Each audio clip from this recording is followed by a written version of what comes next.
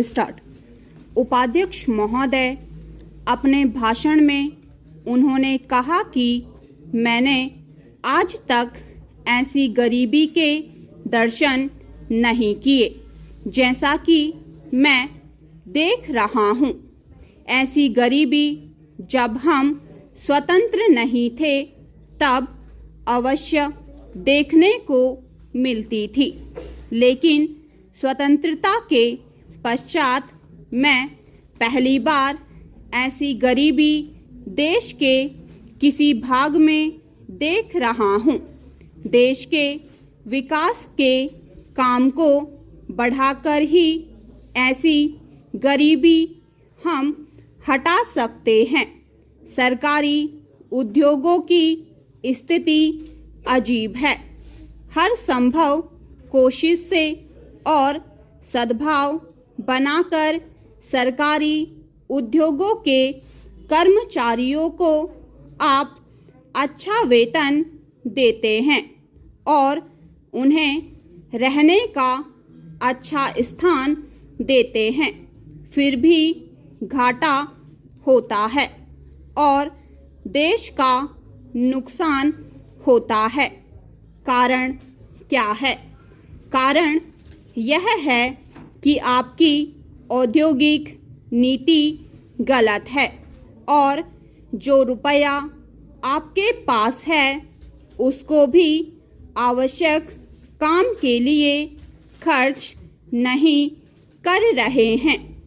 एक तरफ बोकारो के लिए 600 करोड़ रुपए रख रहे हैं और दूसरी ओर राजस्थान नहर को पूरा करने के लिए आप कहते हैं कि हमारे पास पैसा नहीं है।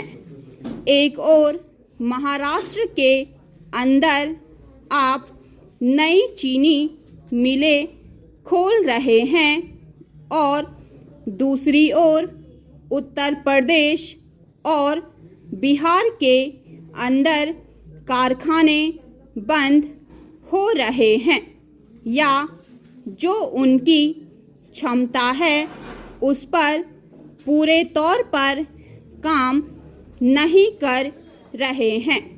यह कोई औद्योगिक नीति नहीं है, इसलिए यह कहना ठीक नहीं है कि हमारी औद्योगिक नीति सफल हुई है। मंत्री महोदय कहते हैं कि वे सिंचाई के लिए एक सिंचाई आयोग बनाएंगे। अच्छी बात है, मगर सिंचाई की क्या हालत है हमारे देश के अंदर, यह भी तो देखिए। जिस समय हमारे देश में कोसी बांध का काम शुरू हुआ था उस समय पाकिस्तान ने एक बांध पूरा कर लिया था।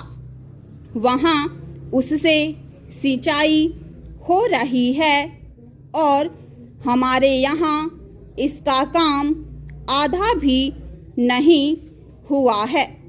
राजस्थान नहर शुरू हुए कितने वर्ष हो गए हैं, परंतु अभी भी वह बनी नहीं। हमारे यहाँ कोई ठीक तौर तरीका नहीं है।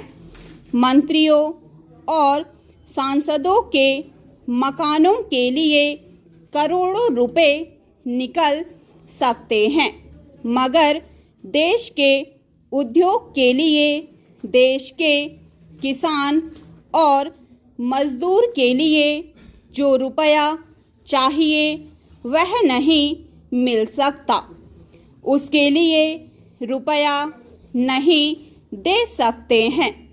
यह कोई उद्योग नीति नहीं है, यह एक खिलवाड़ किया जा रहा है। मैं कल सदन को बतला रहा था कि कुछ सड़कें विश्व बैंक की सहायता से बनने वाली थी। स्टॉप।